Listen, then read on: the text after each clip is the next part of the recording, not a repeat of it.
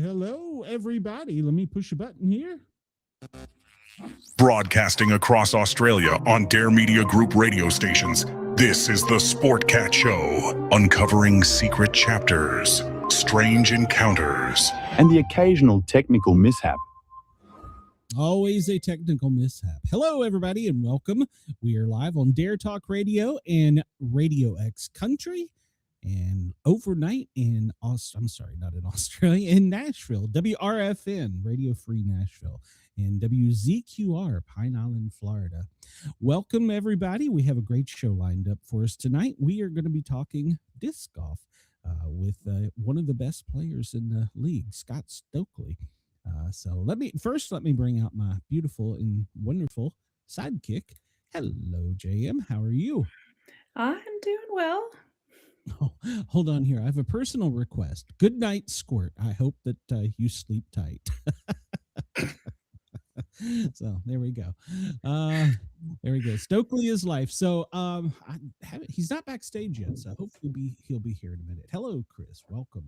So and he says hello to you. So JM. Well, hello, Chris. How the heck are you, JM? I'm it's not bad here now. I mean, a couple weeks ago we were freezing. Now we're wondering if we're going to get any snow left for the rest of the winter. Yeah, you keep sending that cold air down here. I don't want it. No. Yeah, I'm sorry. Actually, the past couple days here in East Tennessee, it's been pretty nice. That jet stream must be shifting. Yeah. They told us we were going to pay for this. So they said your groundhogger's a liar. It's coming back. So. Oh, we're going to have one heck of a fire season this year, I think. Yeah. So it's going to be. And then we'll send all our smoke down to you. Oh, yeah. Well, that's okay. We'll trade you for it. So we just add to it with our bad air here. So. So it's not been bad. We've been doing the Daily Gazette every day, and I've been doing the Thin Line Rock Station Tuesdays and Thursdays from noon till 2. So staying busy, but it has been relatively nice here in the mountains. And I wish I had gotten a chance to go out and play disc golf, because one of my favorite courses here is in East Tennessee. Haven't got to it yet, so it's kind of a challenging course though, because it's on ridges, up and down, and I'm old, so I have to admit, I hadn't heard of disc golf. That was one of those things I hadn't heard of it until you'd mentioned it, so I had to go look it up, and it looks hard. It looks pretty cool though. Well, I would say it's hard, but I guess it depends. It's not like it's impossible, but you've definitely got to make sure to learn angles and the speed. And I have a friend who's a pilot, and he loves it because the edge of the disc, and he talks about the wing, and I'm like, too much science for me. Go straight, is it? See, I don't know if I could manage that, because I can see an open door frame, walk towards the open door frame, and still manage to hit it. Yeah. So I think I would end up like taking somebody's head off, I think. The trees are a definite bad thing in disc golf. And I think I have hit more trees than I've actually hit baskets. My friend KG and we went and was playing a course in Tampa while we were in Florida, and we've lost a disc and we're still looking for it in Florida. I suppose there's worse things to lose. Yeah, I mean, maybe you'll find it like you'll find. I'm assuming this has been a while ago, though, eh? Last summer before. So. Oh yeah, so somebody will find it. Their dog will bring it home or something. And that's the nice thing about disc golf, because I have actually lost discs on the course, and somebody will call you and be like, "Hey, I found your disc when I was looking for mine." And nice. And a lot of courses have like a lost and found box they'll put it in. Oh, that's nice. Yeah. If there's a good honor system and people are honest, then you never have to worry about losing stuff. But it's just, unfortunately, there's not a lot of honest people out there. We're kind of becoming a little bit more of a rarity, I think. Okay.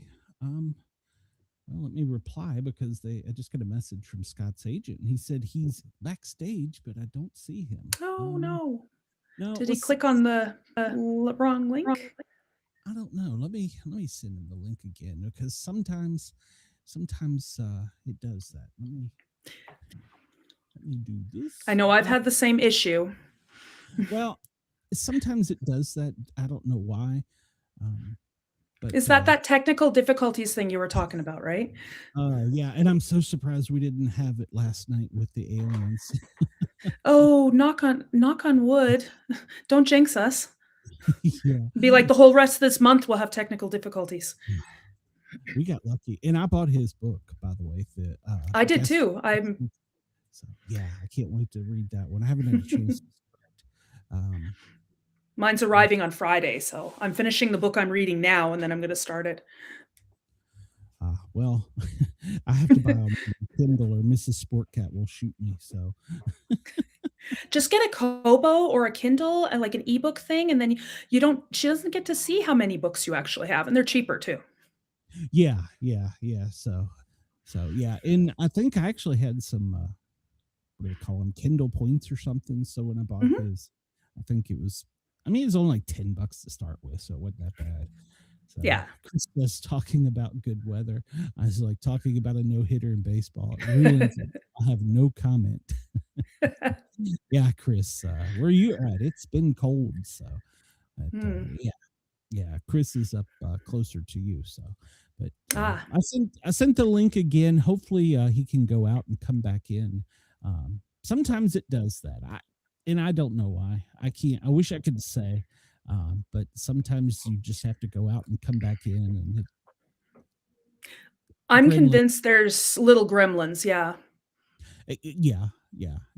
I have. Well, there's a group of us that have a ongoing chat. People that have live shows, and somebody was talking about their show tonight. I'm sorry, last night in a different format. I think they were using StreamYard. Maybe whatever they weren't using this one, and they were like, it wouldn't show me on the screen, but you could hear me. It's never done this. So, goodness. So, and then a few weeks ago we had I think you were here when we had the police officer from Virginia. Yep. That was having and then that was because the Verizon internet's whatever, and they wouldn't even keep her signal or her whatever you want to call it, signal. They wouldn't keep it. I couldn't download. I had to download it off YouTube. All right, here is. Let me bring Scott out here. So he looks. Hey, Scott. Hey, Scott. What's up, man? How you guys doing? Why do you look like you're in a van down by the river, Scott? So. Hold on. I want this light on though. Sorry. There we go. What's up, you guys? I was sitting in what I thought was the green room for the little bit, and the link wasn't working. It kept saying waiting, but then I was watching you live, realizing you weren't seeing me. But we found a different link that worked. Okay, all right. So my apologies. No, I've had the exact same issue happen to me, so don't worry. I believe you.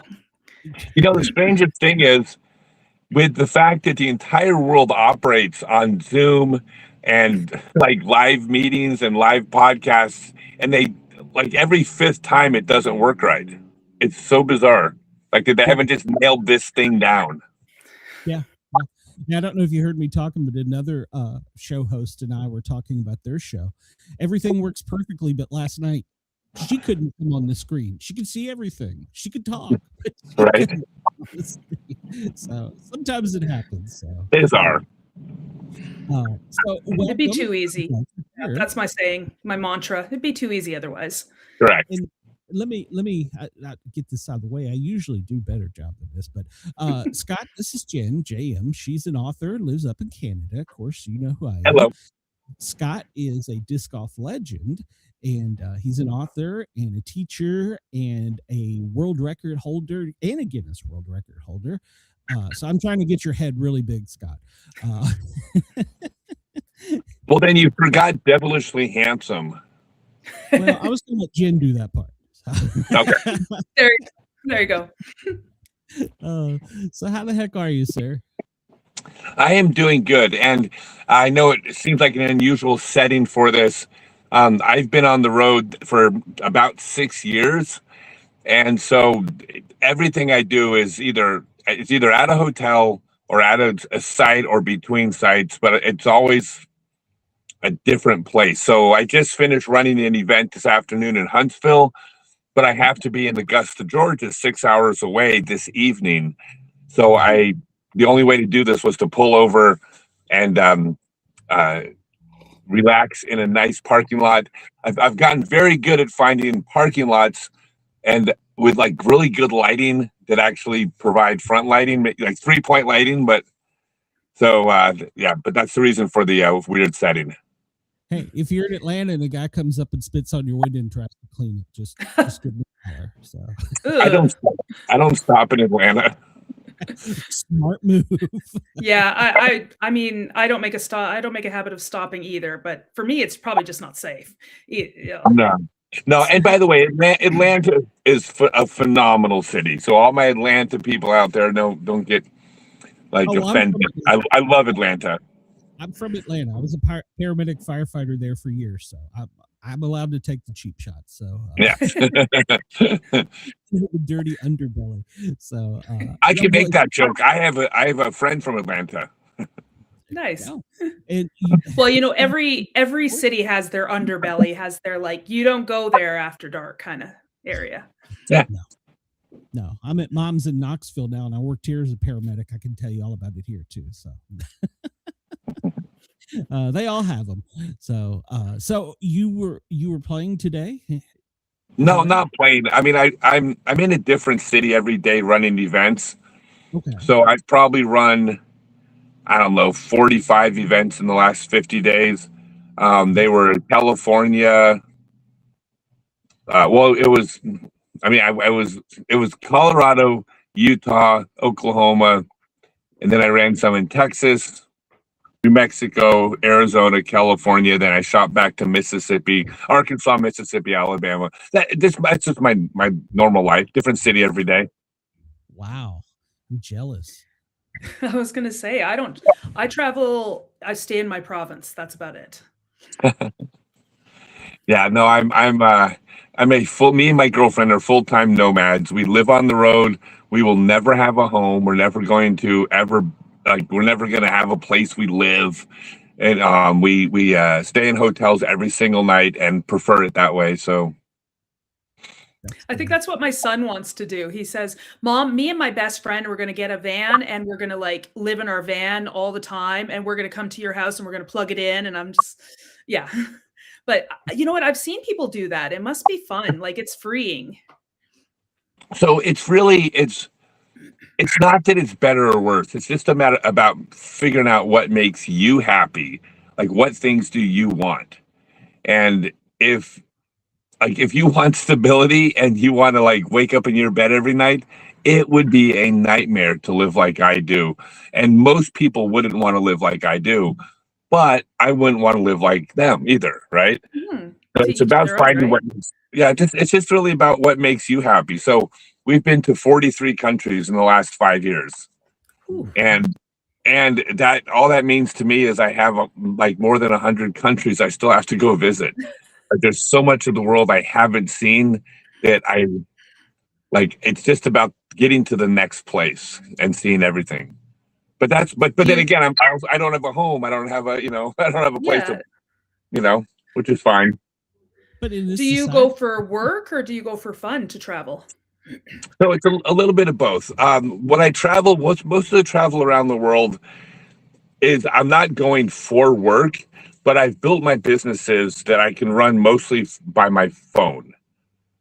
And so I manufacture golf discs out of Georgia, ironically. And I have a partner that does manufacturing, warehousing, distribution, shipping. I handle marketing, branding, promotion, social media, team building, sales, which I can do all from the road. So I can be in Cambodia and make sales calls, and I can be in Cambodia and have meetings with, retail stores or chains, right? So I can do all those things from anywhere. So I'm working from everywhere, but I'm not going there for work. Mm-hmm. You know what? I bet I've heard of a lot of people actually that I've talked to now that are working remotely, and they said too they can go on vacation or they can go wherever they want and put in a day's work and then go to the beach or wherever they want to go. It sounds, it's like as long as you've got an email or sorry, internet and a cell phone connection, you can be anywhere. It sounds like our world is kind of shifting in that direction. Yeah, so the term what most people use for what they do is called digital nomads. And what they're really doing is they're most of them aren't really traveling as much as they're just living in a different location for Mhm. 3 months, 6 months, a year. I mean, there's nothing wrong with that, right? They go to Yeah. Barcelona and immerse themselves in the life of in Barcelona for a year.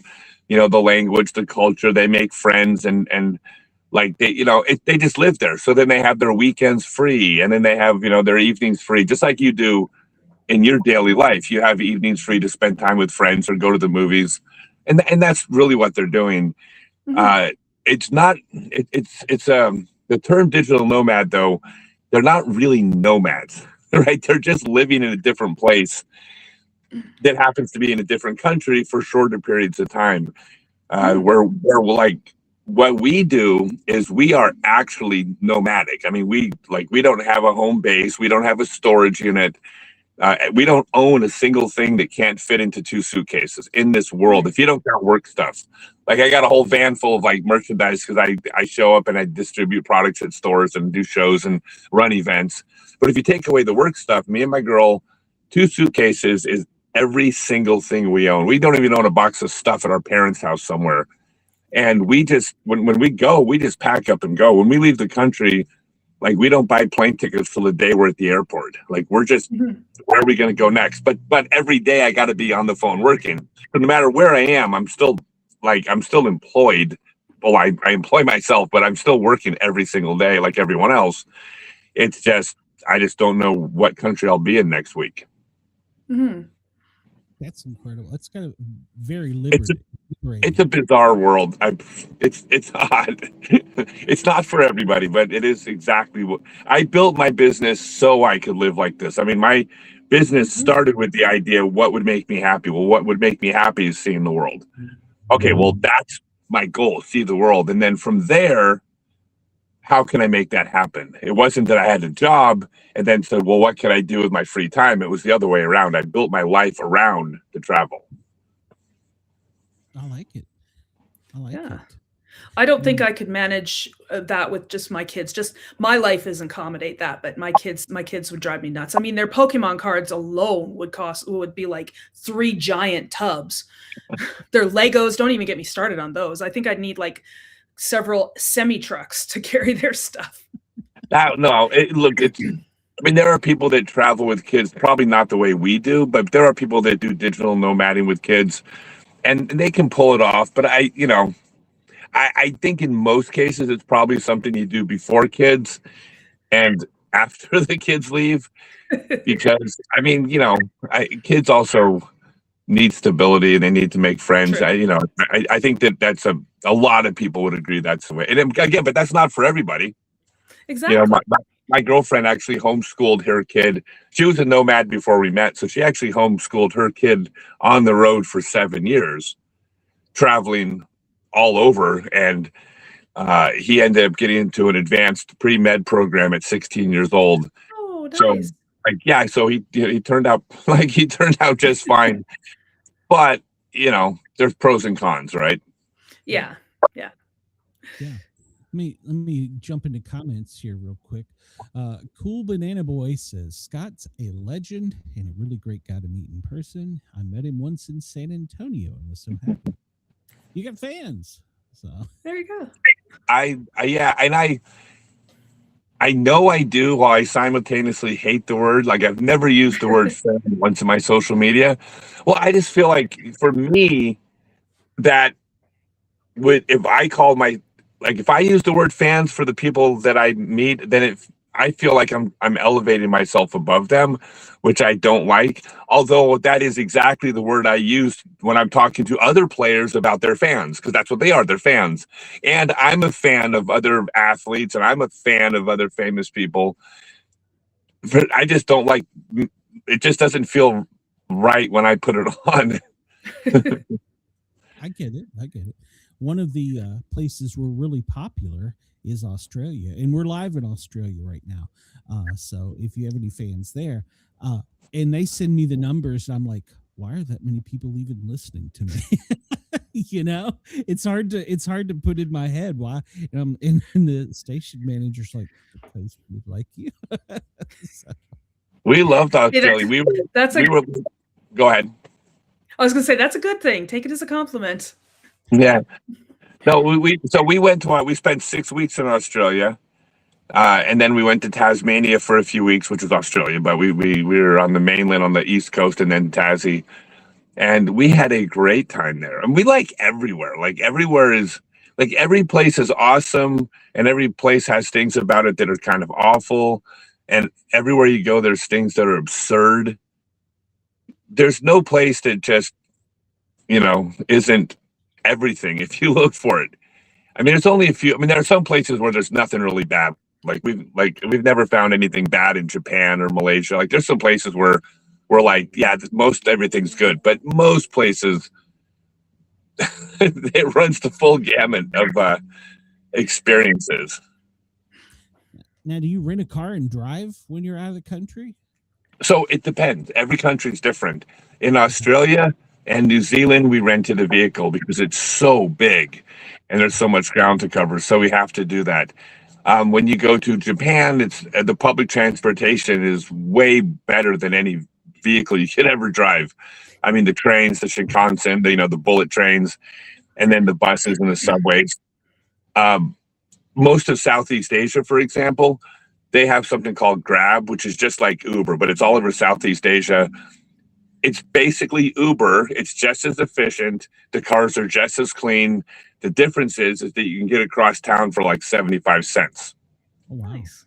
So there's literally no reason to rent a car in Thailand, for example. Like it's just no benefit to it. But although there are countries where we rent scooters, like there's a scooter culture. You go to Vietnam or you go to Indonesia, like it's Philippines, like it's insane being on a scooter because the way they traffic laws are suggestions. They're not laws. It's wild out there. So it's kind of like, I don't know. So my girlfriend, she always hops on the back of the scooter with me, and she says it's kind of like being immersed in a video game. So she enjoys it, and she just sits back and just goes. So yeah, so really it depends, where you are. It's country by country. Prefer not to rent a car because it's it's very expensive. But some places you got to. And when you're traveling, do you play disc golf at every place? So yeah, so I've taught disc golf. I've taught disc golf classes in 26 countries. And then a number of other countries. I mean, I've competed all over the world. Like, I mean, I'm actually the current Southeast Asian Open Pro champion of all things. And I just went to Japan. I finished second place at the World Club Guts Championships, which is another Frisbee game. I won the Japan Disc Golf Championships. So I'm competing everywhere I go. But it's not really my priority when we travel to those places. We even are pretty adamant about avoiding tourist towns whenever possible. Like if we're in Pisa, we're going to go see the Leaning Tower of Pisa, because we're not going to avoid it to be some like some hipster who doesn't go to see the famous tourist trap. Like we'll go see the Eiffel Tower. Of course, but the majority of our time we try to avoid the places where the tourists are because that's where the real experiences are. So, but the point being is that disc golf tends to center around, in most of those countries, it's a lot of Westerners that come out, and then I'm hanging out with the same people I hang out with in the U.S., which is that's not why I'm in Malaysia. I want to be, with Malaysians, not Americans playing Frisbee golf. Nothing against my Americans who disc golf, but when I'm traveling, that's not who I'm there for. I get it. I know when I was a flight paramedic and we flew for 2 weeks out of every month, I was like you, different town every night flying around as a flight paramedic. And anytime I could get in a game, I would get the hotel to take me to a course if we got there early enough. If we could at 8 at night. No, I'm not going to, but yeah. And if we could do it, so I tried to whenever I went, and that allowed me to play in more. I played in Colorado, California, places I would have never gotten to play in. We went to Bermuda all the time, and I never found out if there's disc golf in Bermuda. I was disappointed. Could Google it. This was a little before Google. Well, so at this point, I'm like, for me, it's just all about experiences. I want new and unique experiences. And there are places where the disc golf experiences are incredibly unique. So I'll give you just one example. There's a disc golf course. It's the only disc golf course in Cambodia. Probably my favorite place in Asia to play, or one of two or three. And what's so unique about it is the person there that runs this resort. His name's Jacob, sweetest guy in the world. And there's a pretty nice 18-hole course, right? He has a couple bungalows you can stay out. His wife, will cook meals, and he has a little, kind of a little bar where you can buy Frisbees and beer if you drink, whatever. But it's just a kind of business. But a pretty cool 18-hole course. And I asked him one time, I said, how many acres is your property? And he said, oh, it's 3/4 of an acre. And I was like, well, wait a second. Well, no, I just played the course. I know how big an acre is. You're clearly bigger than 3/4 of an acre. He goes, no, that's our property. And I said, well, whose property is the course on? And he said, oh, it's like 8 or 9 neighbors. And I'm like, they were okay with that? And he says, oh, I never asked them. Okay, now my first thought was Jacob, you can't do this. This is like this horrible American reputation that that's not okay. But he stopped me. He says, no. My wife, who's Cambodian, explained to him the neighbors would not even understand the question. This is just land. The idea that you don't use the land that's available to you is absurd. Of course you can use the land. What are you going to do? Just own a house and let your property just sit there without anybody using it? That would make no sense. So he didn't need to ask, because that's just not how things work there. There's land available. So you still show the basic respect of not putting a disc golf next door or right next to a rice paddy where you might damage people's food. You don't put the basket right next to someone's house where you might break their window. But other than that, you're just supposed to use the land. So this land is going through 8 or 9 people's properties. Now, most of the houses in Cambodia are 3, 4, 5 generation houses. They've got 4, 5, 6 kids living in that house, which means there are 50 or 60 kids just on the property where the disc golf course is alone who live on the property. They all disc golf. They all disc golf. A lot of them, some of them wear shoes. Some of them don't wear shoes by choice. Some of them don't wear shoes because they don't have shoes. And there's just dozens of children playing disc golf, Cambodian children, every single day out there. They love to play. They follow you around if you're playing. They want to talk to you and hang out with you. We've become friends with some of them. They will, if you throw your disc in a thorn bush, they'll go in the thorn bush and get it for you. They'll climb trees to get your disc for you. And, usually you give them $1 or something, some amount of money for climbing a tree, which is what their dad's making an hour laying concrete, about $1 an hour. So that's pretty good pay for a 7-year-old Cambodian kid. And it's just the most incredible experience you've ever had, because these kids, they don't know that they're poor because they're too busy being happy and being kids. They're just having a blast. They're all in the good mood. They all just beat up on each other like little boys do. They just, they make fun of each other, and they run around and play disc golf. Now, one of the most unique things about this is Jacob's tried to give them discs, because he gives them all their Frisbees for free. He lets them all play for free, obviously. And the kids won't even write their names on the bottoms of the discs. The reason why is they would never consider taking these discs home with them. Because if you take your golf discs home with you, what happens if someone else shows up that needs discs? That just makes no sense. Why would I take discs home? How's anybody going to use my discs if they're sitting in my bedroom? Well, they don't have their own bedroom probably, right? But so all they do is they leave them on the course. And then when they come back, they grab whatever discs are available because it's communal. Like everybody just shares what's available. And one of my observations was, like, we know historically when the government insists that everybody shares things equally, we know how badly that goes. Okay, I am not a proponent of that whatsoever. However, when a community does it simply out of necessity, because that's what you need to do, meaning if I have a bike, now my neighbors have a bike. It's a beautiful thing. So this is just an experience you're not going to find. I wouldn't say anywhere in the world. I've never played in Africa or some of these places like that, but it's a very unique experience to me because it's of these children and the culture on this disc golf course. I mean, there's nothing like it in the world. See, I can't even get my kids to share candy. I didn't say they share. I didn't say they shared their candy. My kids share a bedroom and they fight every night. I can't imagine like these kids that probably don't even have their own bedroom. No. So there's 3 or 4 generations in a house. The reason why is there's no social security. There's no safety net. Like your social security is your children take care of you. So you, someone says I came in at a weird time.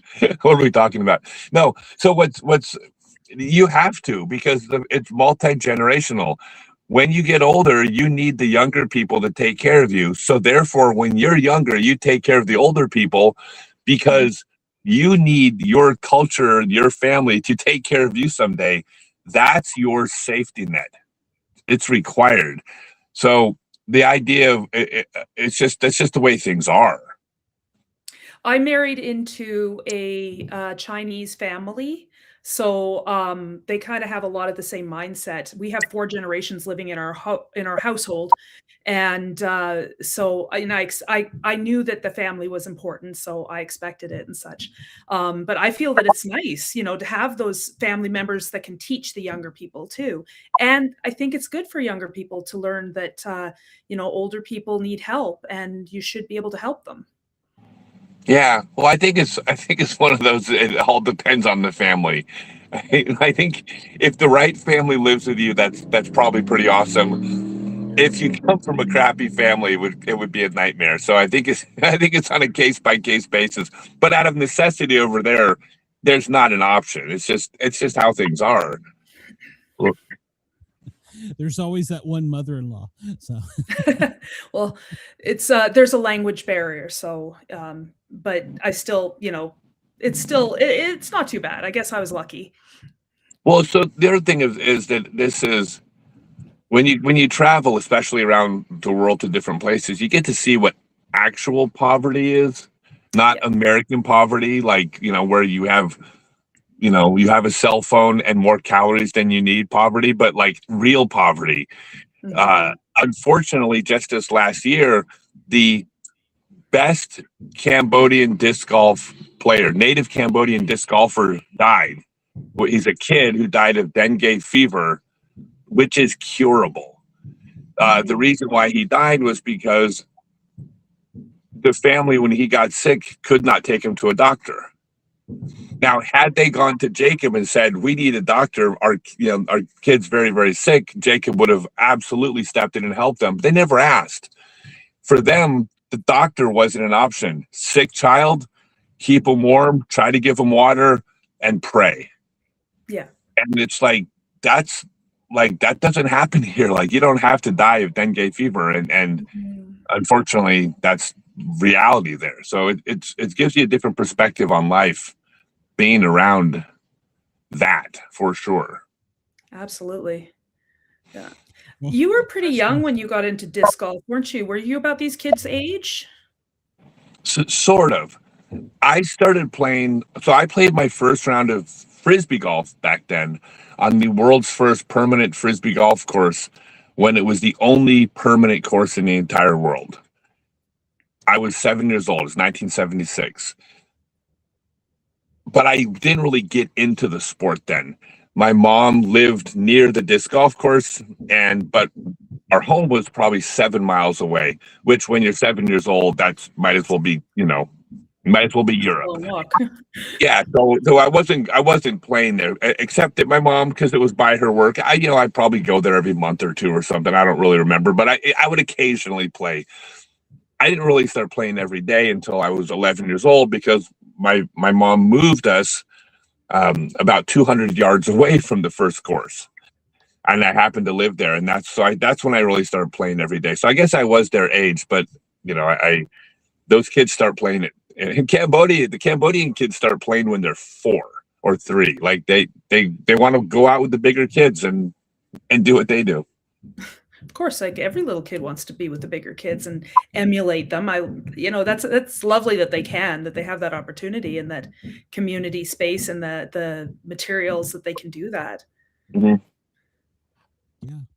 In the comments here, Kid Wilson, says, Scott, I found some disc golf discs at a Goodwill for $1 a piece. Bought them and been having a great time at 53. It's a good hobby and good exercise. He also said he's in East Tennessee. He should message me while I'm here in East Tennessee. We should play around. But yeah, it's a nice thing. It's so inexpensive. So it is. It's as far as the participation sport, it is that inexpensive. You can get a couple used discs for a few bucks a piece, and that's all you need. You can play with those discs for the next year. Most courses are free. The ones that aren't free, it costs a couple bucks. It's a nominal fee. I mean, there's nothing like this game. I mean, you want to get out. You mentioned it being good exercise. You walk like 3 to 4 miles, give or take, during a round of disc golf, because tee pad to hole is going to be a little over a mile. But then you got hole to the next tee pad, but then your shots go all over the place. Like you play a couple rounds of disc golf, you might get close to 10 miles walking in without even realizing you were exercising. By the way, that's the best type of exercise, when you don't realize you're doing it. I could burn like 300 calories cleaning my house. I love it. Exactly, right? And I can't find the damn disc. I walk off with it. There you go. Well, it is inexpensive, like you said, and there are some, and I found most courses, even if they do require you, unless you're at like a pro place, it's the honor system, and it's like you and your buddies all $5, like you said, it's reasonable. But there's, speaking of exercise, there's also been courses. There's one in Vermont that I've not made it through the whole course yet, where I haven't felt like I was going to have a heart attack and had to stop. So it is great exercise. Do you find that there's kind of like a community of like-minded people in the sport of disc golf, like especially in smaller towns, maybe? So the answer is yes and no. There are like-minded people in terms of people that enjoy the game, the people that there's a certain personality that likes to play disc golf. If you're an adult who plays disc golf, you're choosing to spend time playing with frisbees in a park. That's not for everybody. Not everybody wants to play with toys in a park in their free time when they're 30 or 40, 50 years old.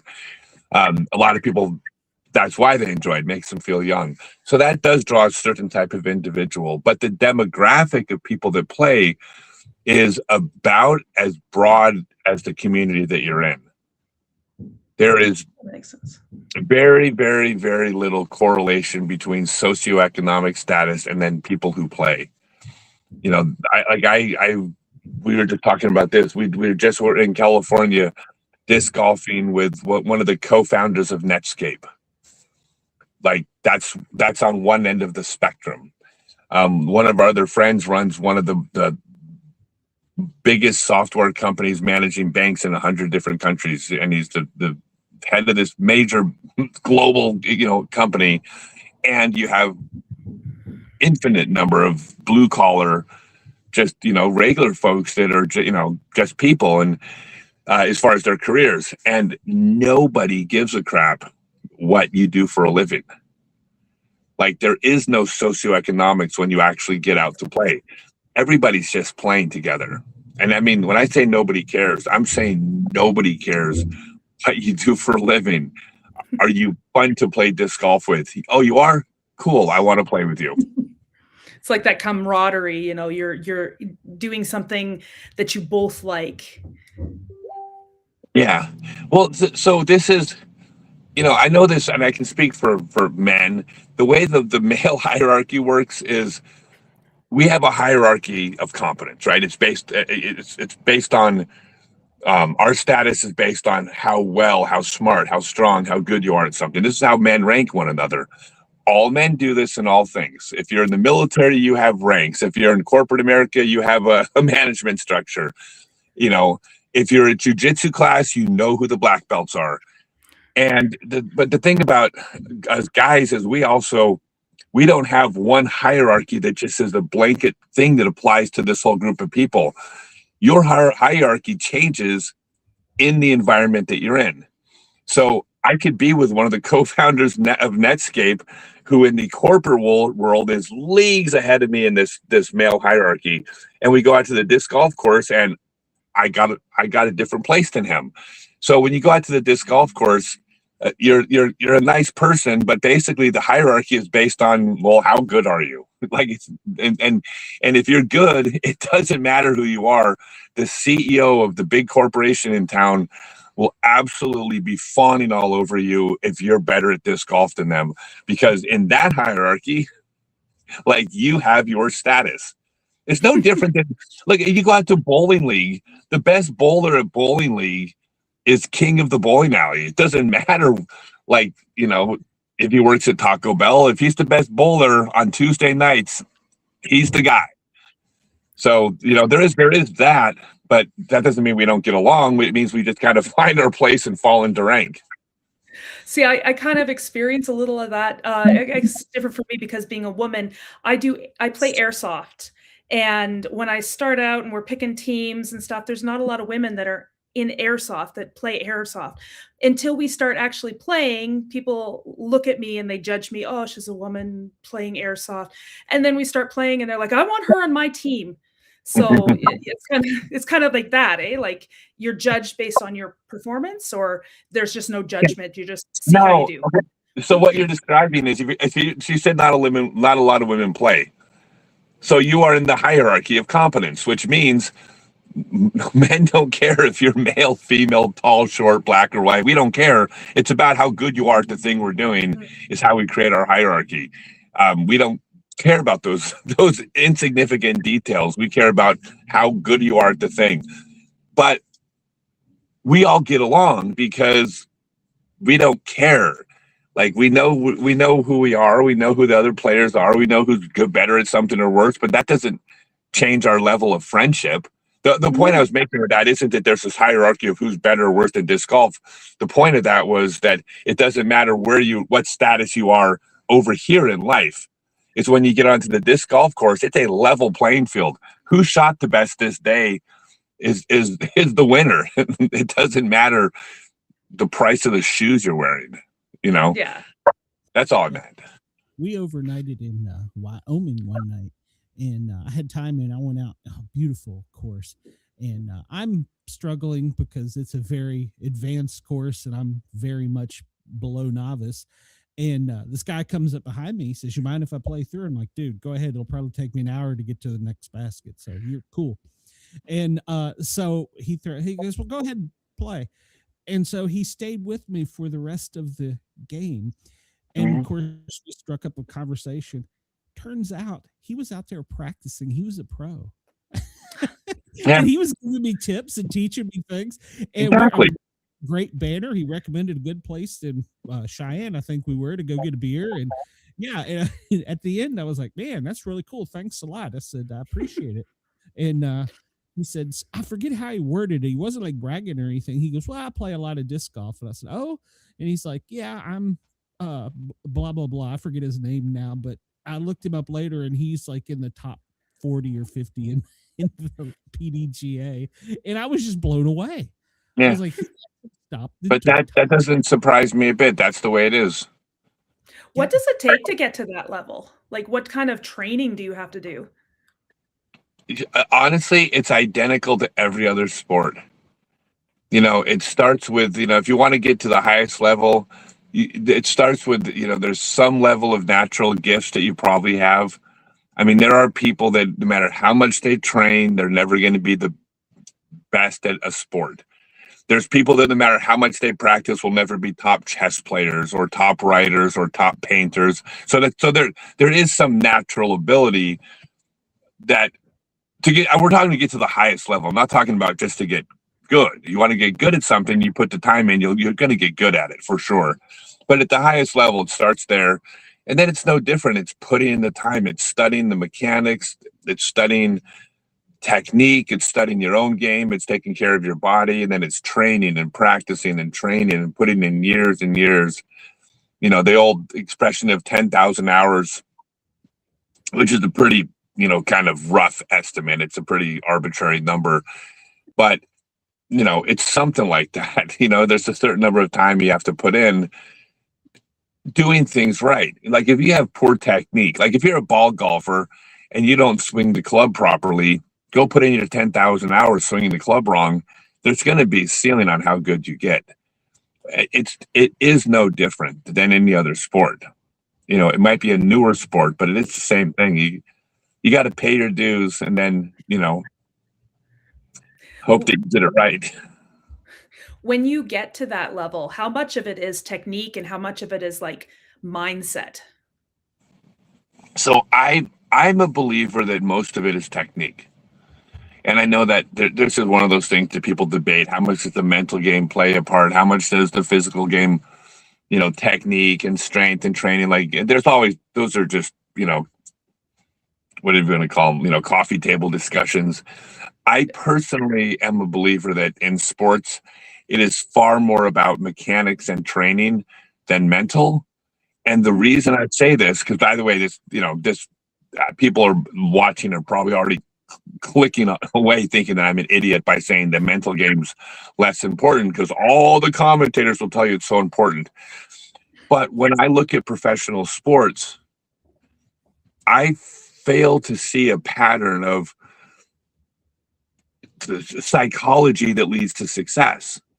Like it's because, like, you know, you got to be calm under pressure, except for all of those great athletes who get angry under pressure.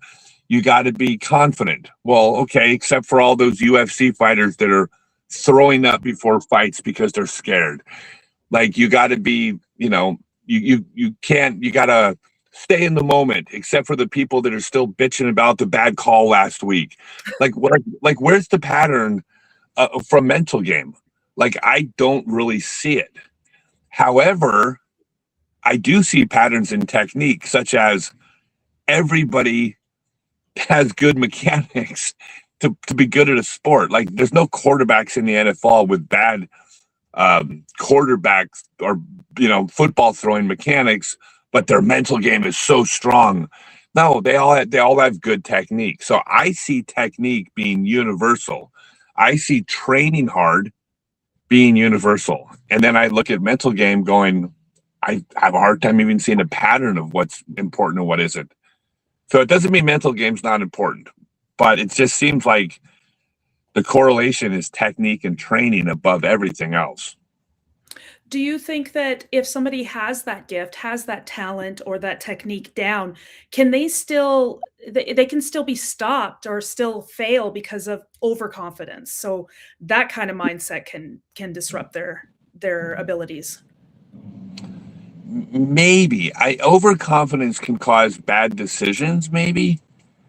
Like, you know, having too aggressive a style of play. I mean, a quarterback who's too overconfident probably throws more interceptions than they need to, right? Because they're making throws that require such precision that they think they can make, you know, 9 times out of 10, but it turns out they can only make it 3 times out of 10 and they get picked off, right? So I can see how overconfidence would hurt you in that regard. At the same time, though, being good at sports, and I'm talking about at the highest level, requires a level of self-confidence and arrogance and a belief in yourself that it borders on overconfidence. Maybe the difference is whether or not you open your mouth and start to use words where people feel like you're overconfident. But you got to be that way. I mean, you got to be able to pick yourself up every time you fail and brush it off. You got to, like, you don't put all those hours into training if you don't think I'm going to be the best in the world if I do this. Like, you got to be able to not listen to anybody that doubts you or that tells you can't do it. Like there's a lot of high level arrogance involved in getting good at sports. In fact, I've always said, I believe you have to be extremely egotistical and arrogant to be at the highest level of sports. The difference between that person and an asshole is the arrogant person who opens their mouth and says the things they're thinking is an asshole.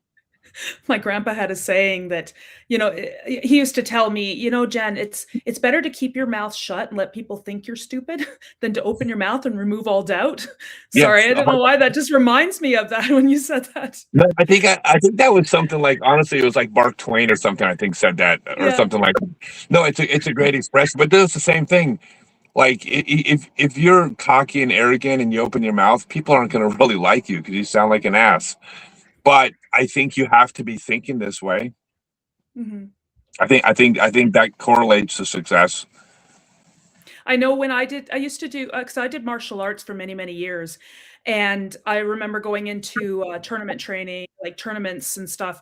And there were a few times that I would, be sparring against another opponent, and they would get overconfident, and they didn't necessarily say it, but they leave themselves open because they were convinced that they were better. And then I would sneak in a punch or a kick, and I would win. I would actually win the game because of that overconfidence. And that's So kind of that's what what I think.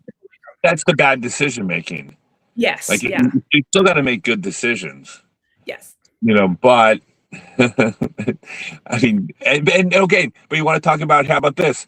I say all these things are important, but I'm positive there's very successful athletes who have the most self-doubt in the world and have no confidence, and yet they're still good. That's what I'm saying, the correlation to mental. Yes. Like, there's plenty of people I know that are extremely negative and beat themselves up really badly, and they're basically They're defeated. their own worst critic. Yeah, and yet they won again, like, because their technique was so damn good. Yes. Yeah, sometimes It's this is the worst. Yeah, there takes a level of humble, like, you gotta, yes, you've got to believe that you have to have faith in your talents and stuff, but you also have to be humble enough to know that there is still things you need to learn. I think that when I'm talking overconfidence, because I used to, I'd see it in other people when I'm training, and they're shut their brain down, and they're like, I don't need to learn that. I know what I need to know. I know everything there is to know, and they don't. But, it takes a level of humble, to know that you don't know everything. There's still always something to learn, even if you're at that top.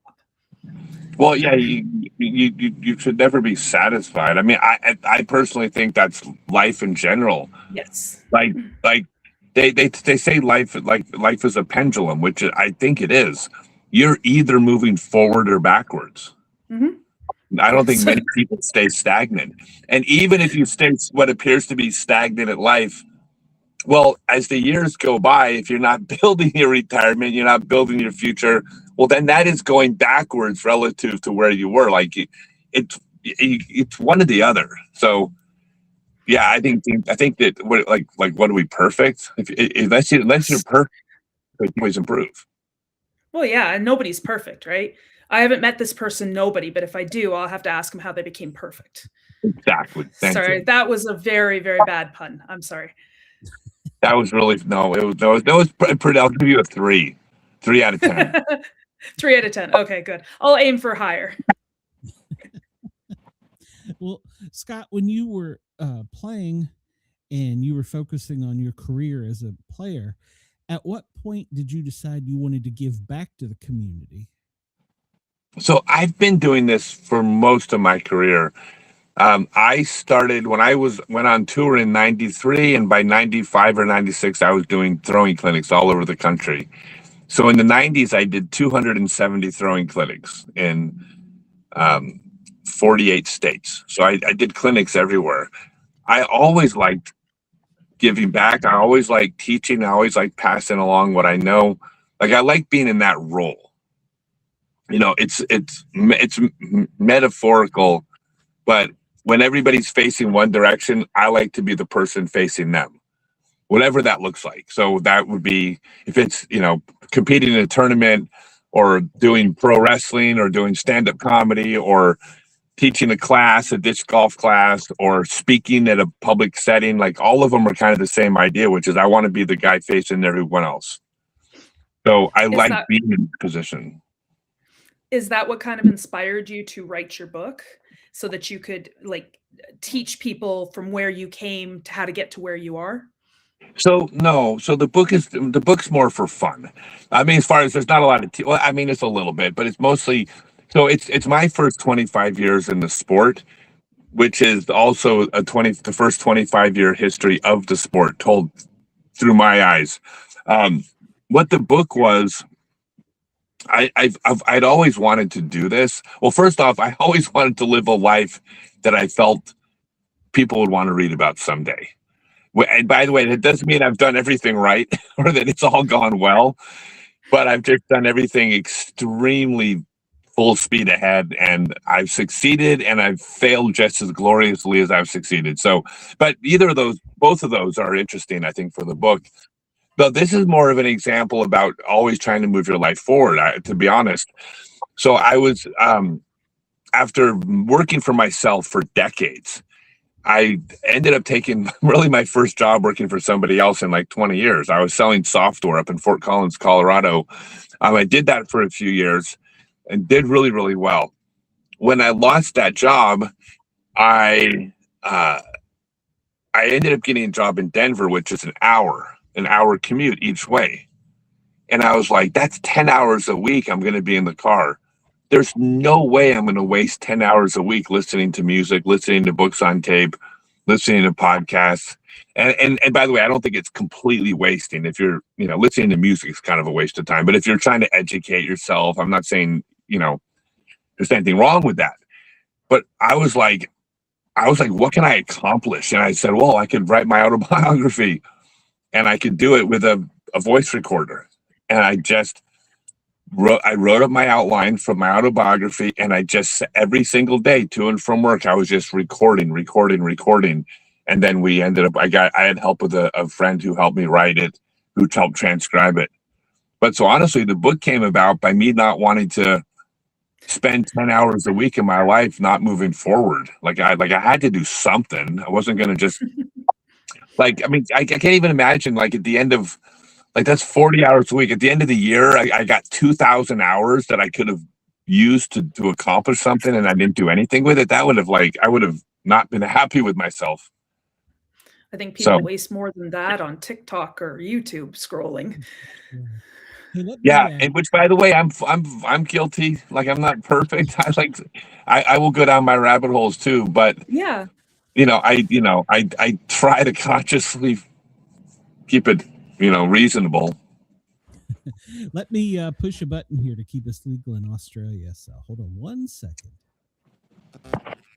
Broadcasting across Australia on Dare Media Group radio stations, this is the Sportcat Show, uncovering secret chapters, strange encounters, and the occasional technical mishap.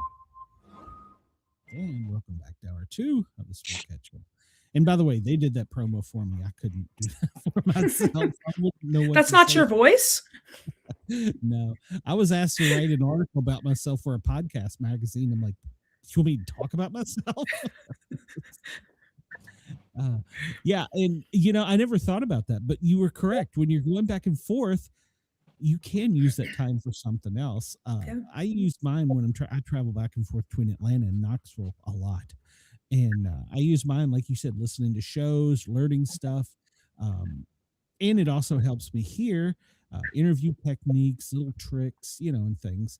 So it's good, but I never actually thought about that. You could just be mindlessly wasting it on nothing. Yeah, look, I get, and this is, I'm going to run the risk of coming across. I don't mean to come across like judgmental when I say this, which usually is a setup to sounding bad. But the thing is, what I don't understand is when anybody, like anyone who's like, say they're struggling with their career or their finances, and then they're asking you, what Netflix show should I binge watch next? I'm like, what are you doing? Like, I know you need breaks. I know we need entertainment. I know we need to take our minds off of things. It's not like you can, work 17 hours a day until you make your life good. I like we're human. We're not capable of doing that. But the amount of what time people spend wasting their life when they got more important things to be doing makes no sense to me. Like there's plenty of time for Netflix shows after you move out of your parents' basement at 40 years old, come on. And so I just try to like always remember that. If I'm not moving forward, I'm moving backwards. I like that philosophy. Absolutely. Yeah. Did you have a role model that helped you come up with this, or did you go to school to be a psychologist? Because you're doing a really good job of it. No. So yes, I had a lot of mentors growing up. My dad died when I was 7. So the Oak Grove Gophers was the world's first Frisbee golf club, which was 98% men. And those men adopted me as a kid. And I learned, I got pieces of every single one of them. What I figured out is that I could get something from everybody. Like everybody had something to teach me. Now, by the way, I didn't figure this out when I was 14 or anything, like ridiculous like that. This is as I got older, I learned, but I was like, well, this person's very good at business. This person's very happy. This person has a good relationship. This person, doesn't get mad driving in traffic. This person, knows how to fight, whatever it is. Like I could learn from every single person. So I really learned from a lot of people. And that was, it's kind of like being selfish and looking out for yourself. Like, what can I get out of this relationship for me? And when you phrase it like that, you sound awful, but that's just having agency for yourself and your future and your life. Like, I'm not happy. Okay, well, you're not happy. Like, don't go to a damn shrink. Go to someone who's happy and be like, what do you do? Most people will give you information. And if it's not a good fit for you, go find someone else who's happy and ask them. Like, don't get your advice from people that aren't happy, or the people that are, I don't know. It just seems like that for thousands of years, this is the way the world worked. How did you learn? Well, you learn from people that had done it before you. That's what the word wisdom is, right? Like, okay, my grandfather is wise. What can I learn from him? But you know what? If grandpa has had 9 wives, don't go to grandpa for marriage advice, you dummy. Like, no. But if grandma and grandpa have a good relationship, then they both have something to teach you.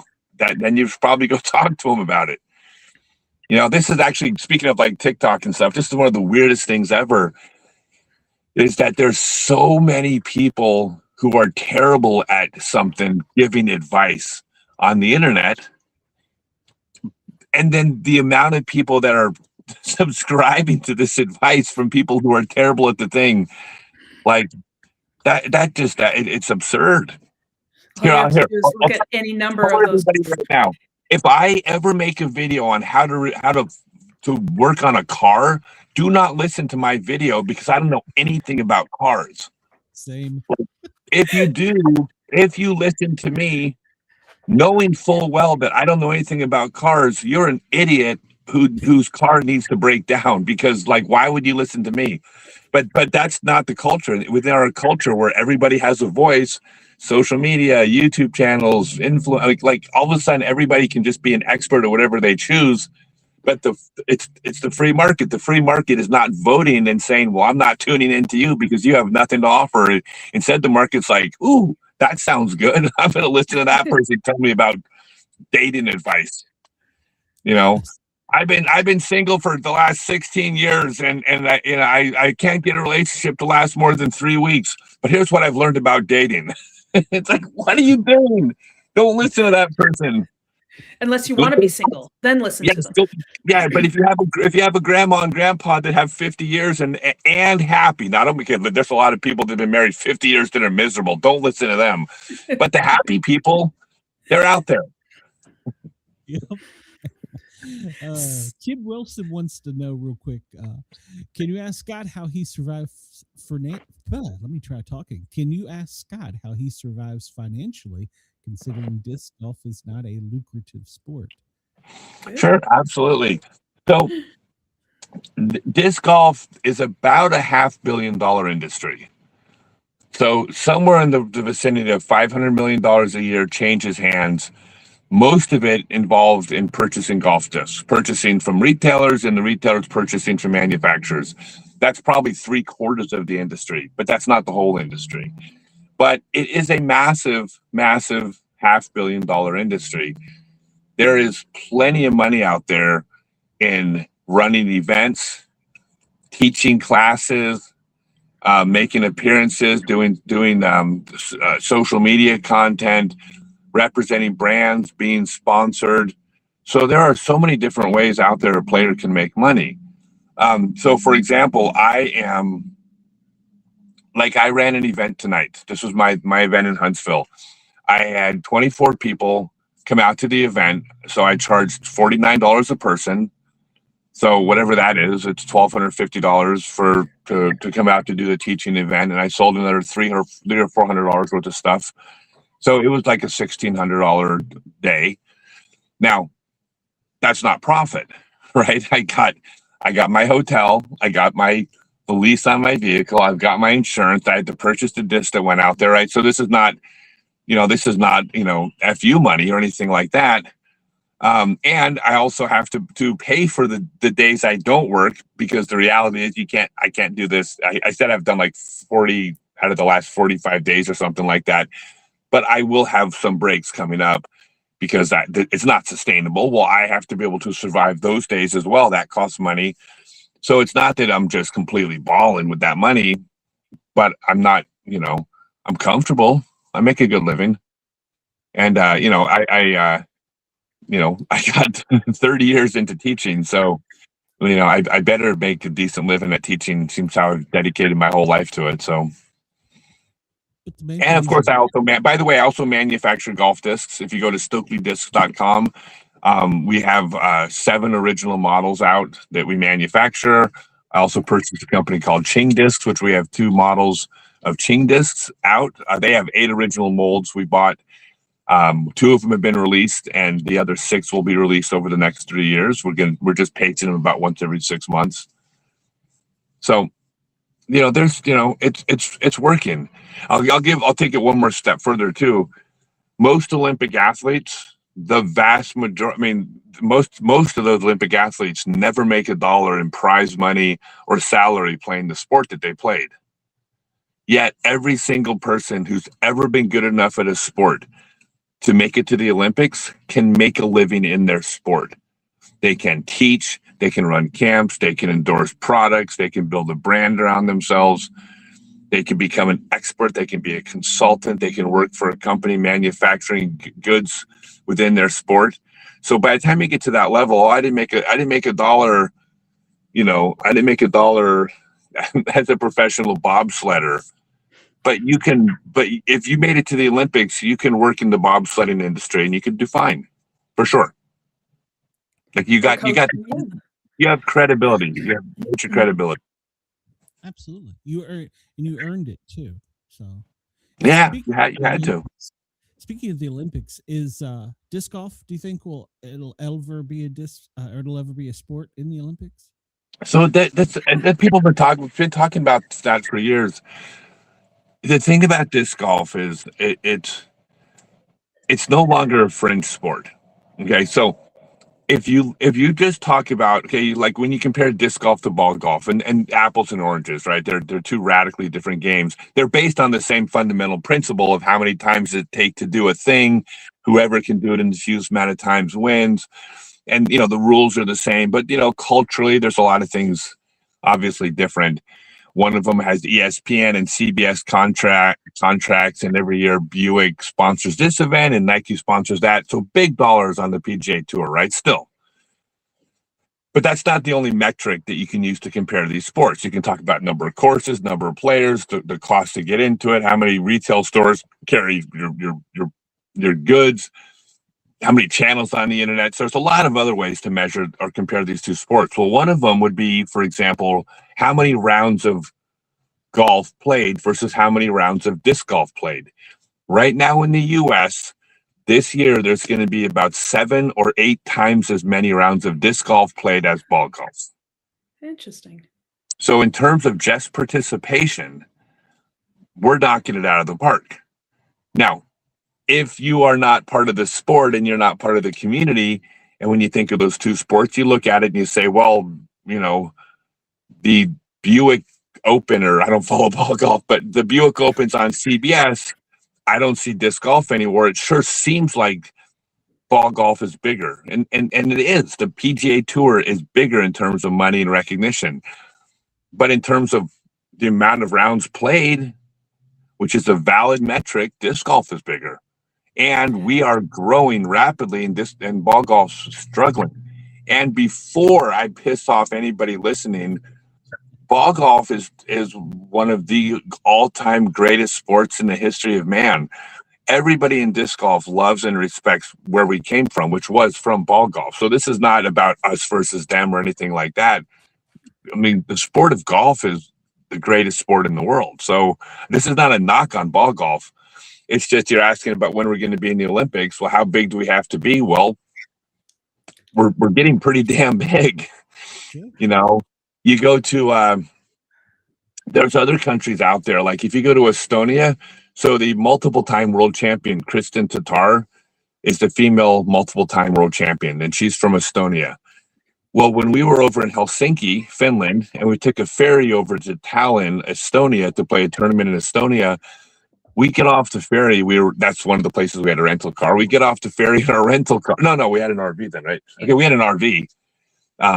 We get off the ferry in Tallinn, and as we're pulling out of the ferry parking lot, the very first thing we see when we enter Estonia is a giant billboard that says, "Welcome to Estonia, home."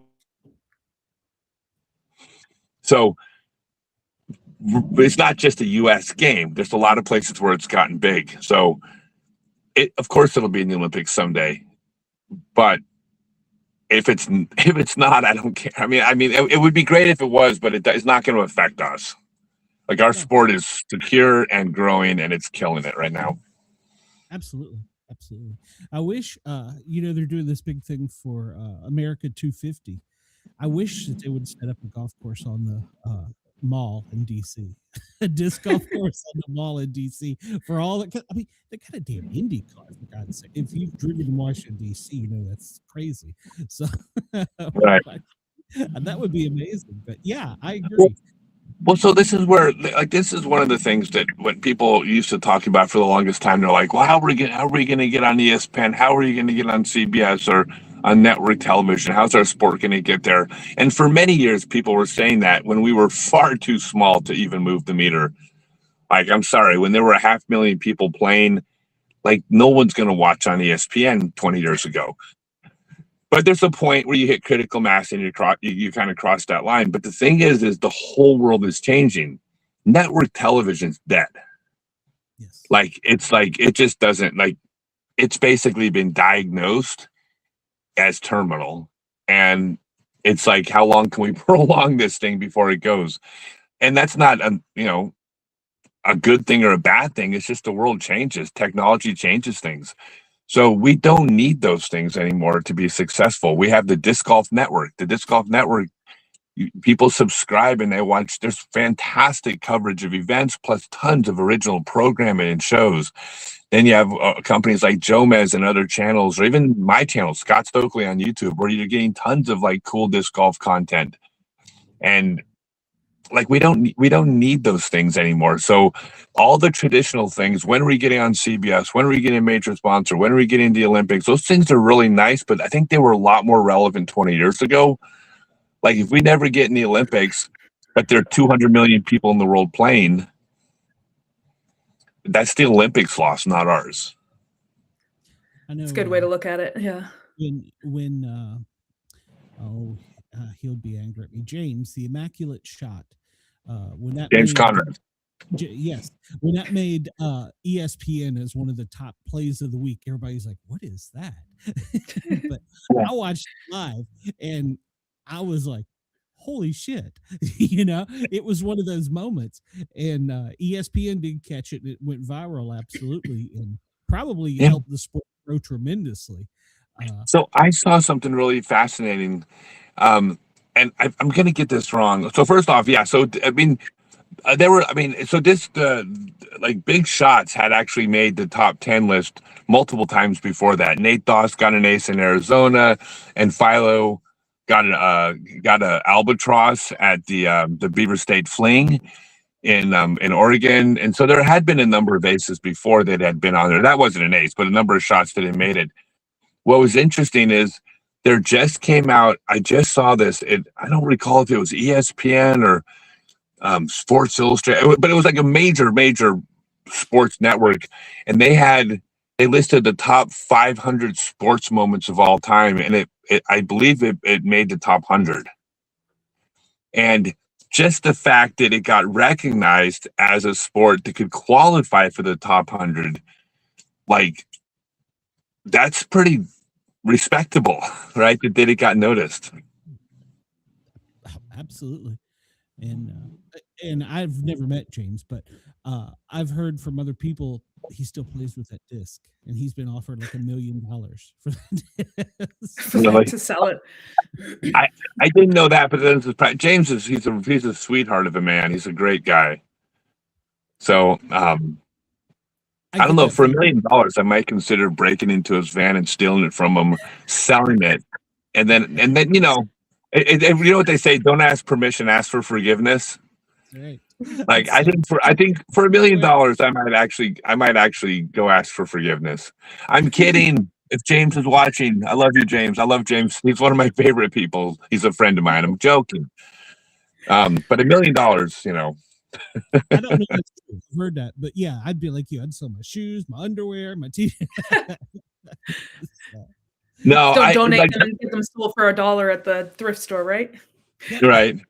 No, I think it's great. I think it's like that was a magical moment, and it was right at the time when COVID hit, and so it was right at the exact right moment when people were like, damn, I need to I somehow need to find something I can do because I'm being cooped up. The bowling alley is closed, the billiards hall is closed. I can't do this, I can't do that. Oh, here's this thing where I can at least get outside. Well, I've never tried it before, but I'm willing to try anything right now just to get out of the house. And then everybody was like, oh my God, this is like the funnest thing I've ever done. Why didn't I start playing this 20 years ago, right? That's what happened with almost everybody. Well, James Conrad's shot is one of the things that brought people out to the course. So it was, you know, maybe the other, aside from like the putting the first basket in the ground, like is arguably the most important moment in our sports history. So very special. When I was reading about disc golf and I was reading about you and stuff, and it really struck me as very admirable that you're promoting autism acceptance. Is it just that your feelings that people who are neurodivergent should be included in all sports, or is there something specific that people on the spectrum would bring to this kind of game?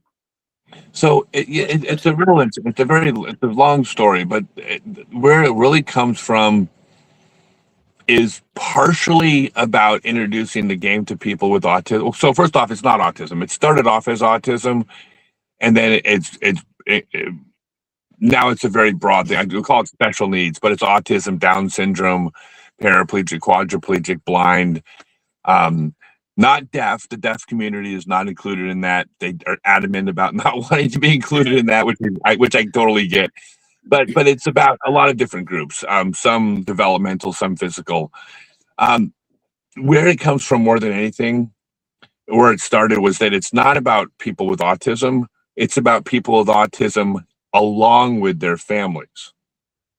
So the whole idea behind disc golf being a great sport. Now I'm going to talk about autism, but again, this applies to Down syndrome or any other, any other disability. They all have some things in common, which is things that should be easier have become harder because of this thing. So the thing about disc golf that's so special is that it's a parallel sport. And it's so strange because I've been talking about this and I've been speaking on this for years, and I can't find anything or not anything, but very little talking about this. And it's so important. So there's two types of sports. There's the normal competitive sport where you compete against somebody, like a sport like, let's say, tennis. But there's also parallel sports where you don't compete directly against a person, you compete side by side, like say bowling. There's a huge difference between tennis and bowling. And the difference is when you play tennis with somebody with a disability, someone with special needs, like let's say an older brother goes out to play tennis with their kid brother with autism or Down syndrome or something. Okay, well, that older brother is getting exercise. He's getting to have fun. He's connecting with his brother. He's being a good person. He's helping teach. Like he's doing a whole bunch of things. The one thing he's not doing is playing tennis because he's not really playing the game. He's just accommodating for what this other player is able to do. He might have a fun day, but he's not having the fun of tennis, right? Mm-hmm. Now, take a parallel sport like bowling. If that same brother enjoys bowling and goes out with his kid brother with Down syndrome and they go bowling together, he gets to bowl exactly the same way he bowls at league, the same way he would bowl if he was with me by himself, because he's going against the pins, he's going against the lane, he's going against his average, his past scores. He's competing not against, but rather side by side. The difference so it's not like a competitive thing where you're relying on somebody else to be playing back and forth. It's something you can do sort of on your own. If you enjoy bowling, it does not matter who you are with. When you step up to the lane, you are bowling against the next shot, which means you can enjoy bowling as much as you always do, no matter who you're playing with. This is a huge difference because you might have to bribe the older brother to go out and play with their kid brother. You might have to encourage them, and then everybody has to make accommodations. But with the parallel sport, you don't. You get to play side by side, playing the game that you love, which means it's just a far more sustainable thing, right? You got a kid brother with Down syndrome and you like to disc golf. You could go disc golfing with your brother with Down syndrome every single day and enjoy the sport of disc golf just like you would. You would not have that same experience in a head-to-head competitive sport. That is a unique situation that makes a sport like disc golf so good for families with kids or family members with special needs, because a lot of the other parallel sports are really cool. But bowling costs money. Golf is just really freaking hard if you have special needs to play ball golf. So a lot of these other sports, they're great. They're wonderful sports. But here's this thing called disc golf where it's like, guess what? It doesn't cost any money. It's pretty easy to learn from the beginning. Even if you're terrible at it when you're new, you still have fun. It's free. It is the perfect family sport if you have special needs in your family.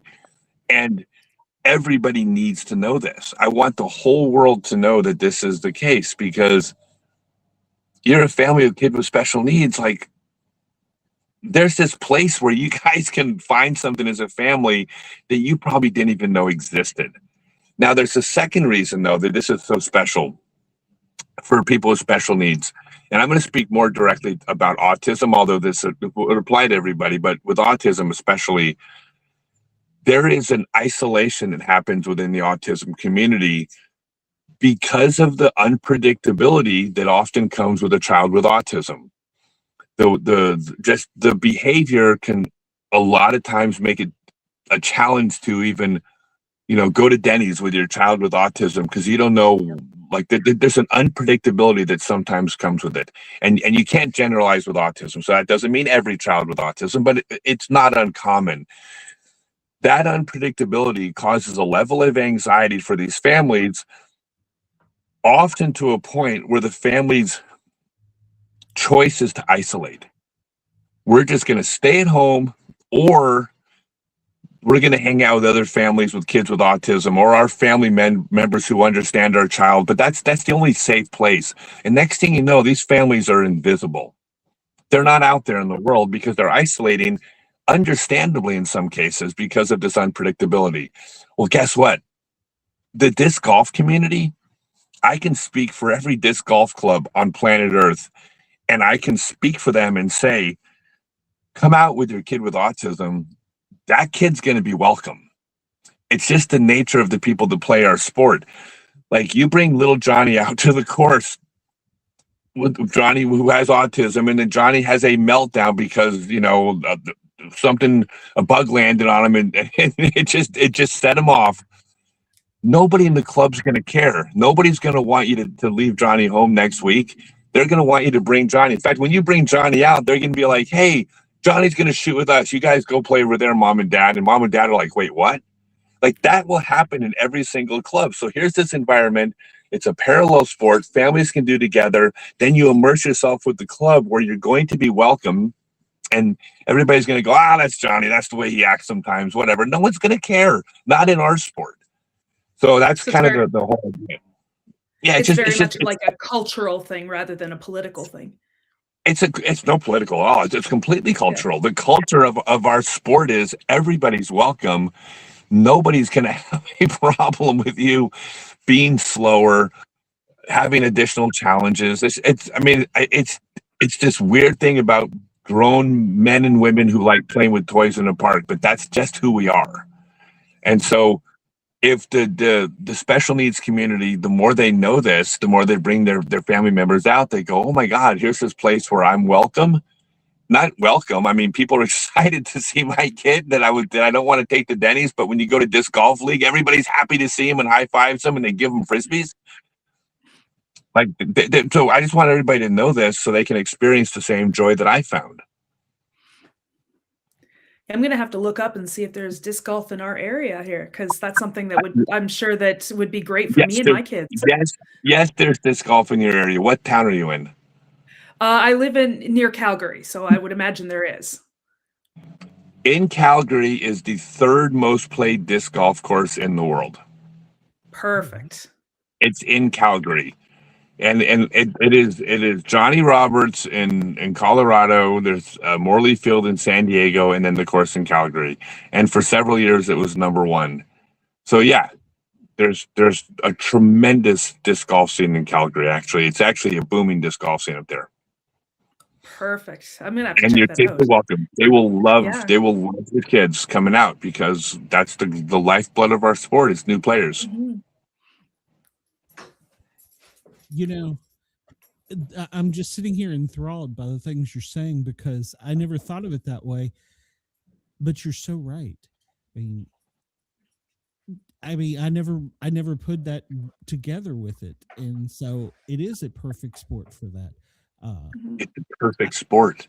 It's the perfect sport, in my opinion. I've never had the only time I've had a bad experience was in Tampa when I lost a disc, but it still hasn't found it. Yeah, it still chafes me. But yeah, I mean, I can say that. Even if you have a bad day and you finish like 50 over or whatever, you're still outside, you're having fun, and you meet people, and yeah. So and let me catch up in the chat real quick. They were going back and forth about ball golf and disc golf, and they were talking about sand traps and water. I don't like water. And somebody said good points. I have a child on this is Mark, by the way. I have a child on the spectrum, and he's never been able to play a team sport. We picked up disc golf this summer. He's excelled so well, and he's personally opened up because of it. Good. So, and so I have 2 boys on the spectrum, and I'm on the spectrum, and I know when I was I don't remember them having disc golf when I was a kid, but I know that I went into the martial arts, which is it's similar. You're not really competing against other people in a way you are, but it's also you're competing against yourself, and it's something you can do on your own when you're not sparring. But just that ability to feel like you belonged and that you were able to do something, it's a very big confidence booster. And I can imagine that, young people who are on the spectrum and or kids and families, if they can't do anything else because of this unpredictability, I'm using autism because that's my experience as well. Sure. That it would increase this confidence, and then they're doing something together, which is making memories, and it's just good overall. Yeah, it is. And, especially with autism, this, not every kid's going to find it fun. And that's just like anything else. But you try it. And maybe this is the thing especially with autism, when someone with autism finds their thing, it often becomes their thing. Not unusual. And so it just becomes something else you can do. So I've actually gone to 290 cities, and I've taught a free disc golf class for kids and adults with special needs, where you come out, and at most of the events, you would get a disc and a shirt just for showing up, totally free. This is something that I just do because it's fun. I've done far less lately. My business has me just swamped, but as soon as I start making a little bit more money, and I'll do much more. At the moment I have to grind. But I've gone to 290 cities, so it's not none. Nice. And every person with autism is unique. The expression, if you know someone with autism, or no, if you know one person with autism, one person with autism. But the stories, my God, the stories I have about, because of the unique, I don't know, I find it so much fun because it's just listening to people whose brains just work differently, is it's just so interesting because everyone's different, but it's like you get to peer into someone different. I don't know. It's never boring. Mm-hmm. I've never once gone to a class and been like, "Oh, those kids with autism were boring today." That is the word I've never used. No, I've said loud, busy. I've heard loud. I've heard busy. I've heard my son. I describe him as that dog from the movie Up, where he's talking to you and then squirrel. And so, to have something that he can do, because team sports just don't work, but to have something that he can do with his family, which is just awesome. Parallel sport that's what it is. It's a parallel sport. And then he'll make friends at the league, and people will embrace him, and your kids are welcome at every disc golf league. Yeah. I can speak for the Calgary Disc Golf Club and tell you that they will love to meet your kids, and they will love it when you bring the kids out to play. 100% guaranteed. Definitely going to make a go of it. Good. You should. It's a lot of fun. You're so passionate about this. Was there a reason that you were drawn to this aside for just the love of the sport? So my initial reasons for it was I was trying to impress a girl. The same. Sorry.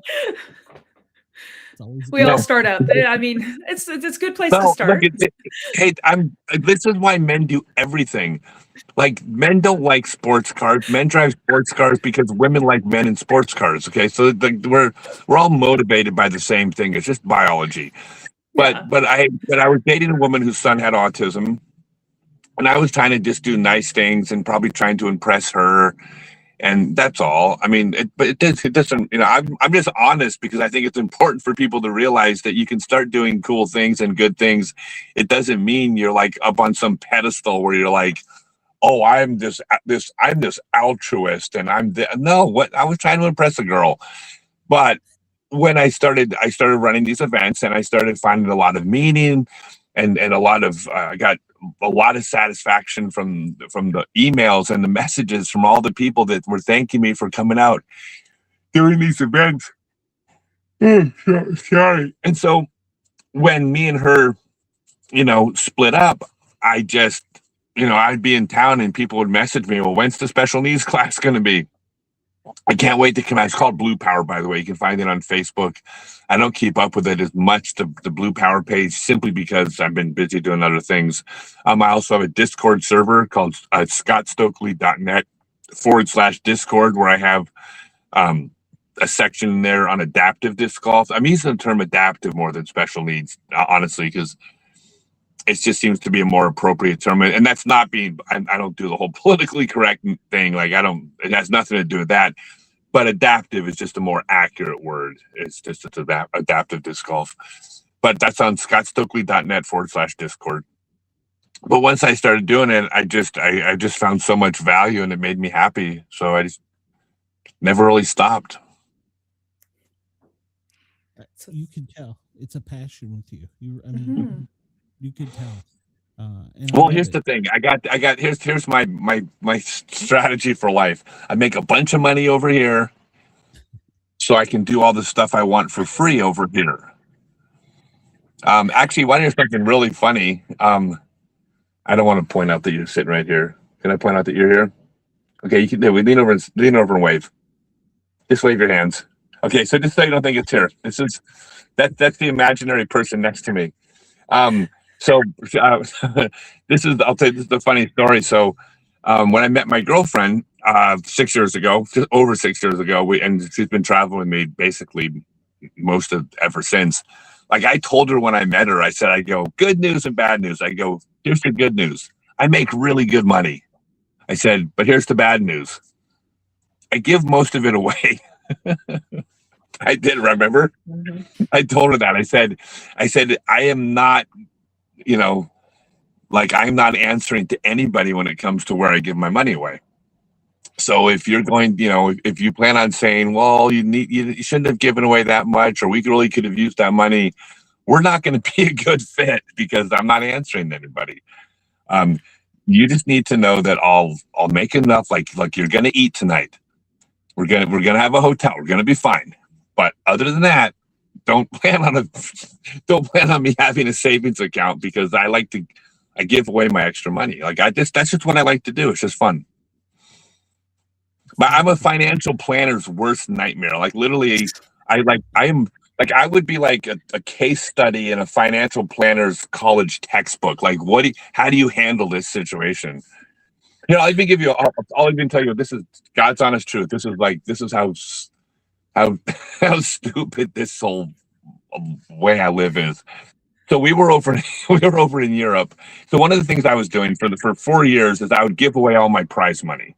So whenever I wanted a tournament, I would give the tournament director the name of an organization, usually a special needs organization, sometimes a disc golf in developing countries organization, but either one, I would give them the name of an organization, and I would say, whatever I win, just send my prize money to somebody else. And I did that for 4 years. And in fact, the reason I did it was because I couldn't run my special needs classes during COVID, and I was like, well, I want to do something. I'm really feeling this emptiness of not doing stuff. So I said, hey, I'll just give away all my prize money. So we were over in Europe in 2023. And the last tournament I played, in fact, it was the one in Estonia I mentioned. The last tournament I played, I forget, I think it won like $1,200 or something like that. And I gave them, I believe I sent it to Disc Golf of the Philippines. Maybe, whatever it was. I sent it to the Disc Golf Association of the Philippines. So I win $1,200. I sent it to the Disc Golf Association of the Philippines. Our visa's about to run out. And I say, okay, you need to book us a couple airline tickets back to the US. And she says, we don't have enough money.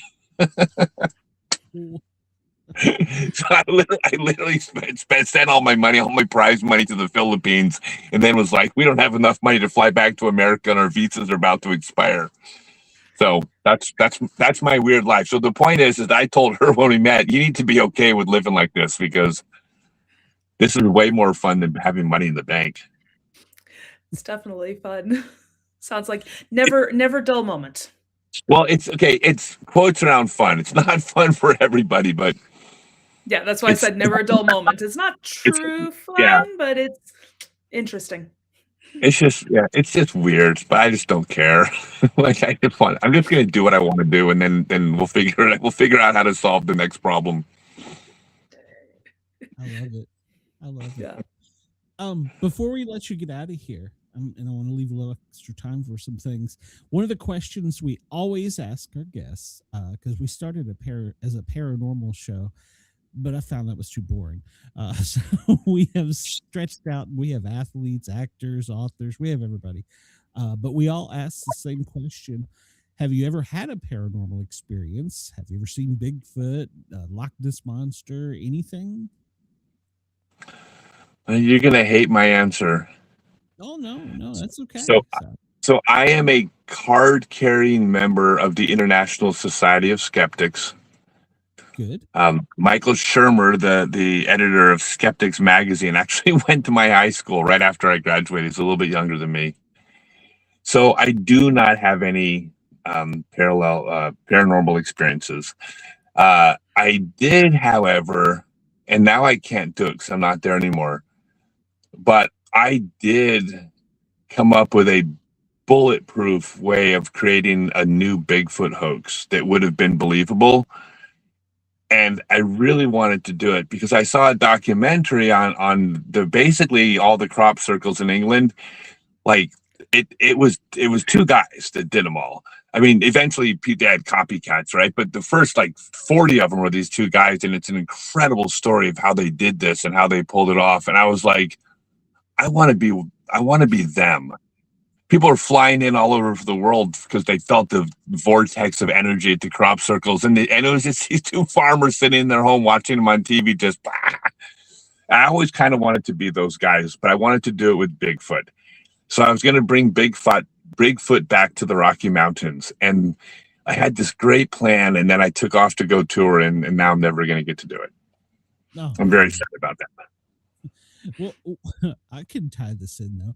A lot of times you will see T-shirts, discs, all kinds of things with Bigfoot and disc golf. What do you think the correlation is? So Good question. So part of my plan actually was I'm always thinking business. It was a really good plan. I was going to go visit some small towns in Colorado, talk to the local mayor, who actually probably owns the local coffee shop because it's a little small town.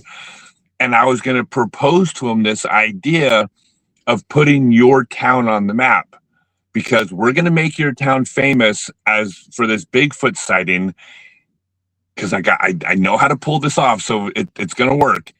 And then people are going to come and go to your restaurants and use your hotels. And then I wanted to get in on the T-shirt market and the merchandising.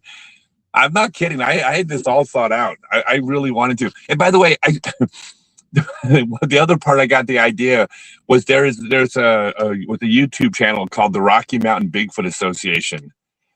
And it was basically these guys flying around the Rocky Mountains in a helicopter making videos where they never once actually saw Bigfoot, but they would see a shadow behind a tree that faced a direction that they thought was the wrong direction. So that was Bigfoot to them. And that was their big video. You go look up, I'm sure it's still up there, the Rocky Mountain Bigfoot. And I was like, we got to get these guys in on it. Like I had a master plan. So the closest I came to ever seeing Bigfoot was when I was about to create Bigfoot. So that's great. No, and just don't get caught. They will shame you in the Bigfoot world forever. What? We did go to Loch Ness, by the way. Oh. Yeah, we have been to Loch Ness. We drove by it. Didn't see nothing. Yeah, well, I don't think they've seen anything for like 50 years, but people still go there. Have you seen the actual photo pulled out? You know, the most famous Nessie photo. Have you ever seen the photo when they actually pulled it out? And you can actually, I'll send you a link. Okay. So when they cropped they cropped the photo, that most famous photo that everyone's seen, it's cropped really small, right? And it looks pretty cool, right? When you see it actually zoomed out, it actually changes the whole perspective on it. And that video, that picture surfaced not that long ago. I mean, I would say in the last like 10 years. But there's a lot of weird stuff. I mean, I'm not opposed to the idea that there's weird stuff out there. I'm just I'm in the camp that says extraordinary claims require extraordinary proof. So I'm not saying big crazy things don't happen, but it has to be more than a blurry photo, for me to view that as evidence. But as a scientist, I am very much open-minded to always being wrong about anything with evidence. Here, I'll give you one story that's not a paranormal story, but it kind of falls into that category that I find very interesting. I know a woman who was I consider her credible. She's not someone that just makes up stuff. She isn't someone that looks for attention. And she told the story to me about when she had gotten out of the car at her house, and there were 2 or 3 people in the car that went in, and they went into the house, and she had something to do in the car. And she said when she got out of the car, she saw something really big hovering above, and it freaked her out because it was big. It wasn't a blimp. She's not an idiot. She's an intelligent person. She saw something above, did not say it's a spaceship from another solar system. She said it was something hovering and it wasn't making noise. I believe that she saw that. I don't think she made that up because just based on her personality. So she ran into the house. She got everybody. They came out. It was gone. Now she's an idiot. Everybody thought she was joking. Well, I Googled it, and in the town she was in, it was seen by a number of people, including the sheriff of the town. So the town sheriff also reported this thing, which all you have, there's nothing to be gained as the town sheriff to make something up or even if you saw it, you might keep your mouth shut.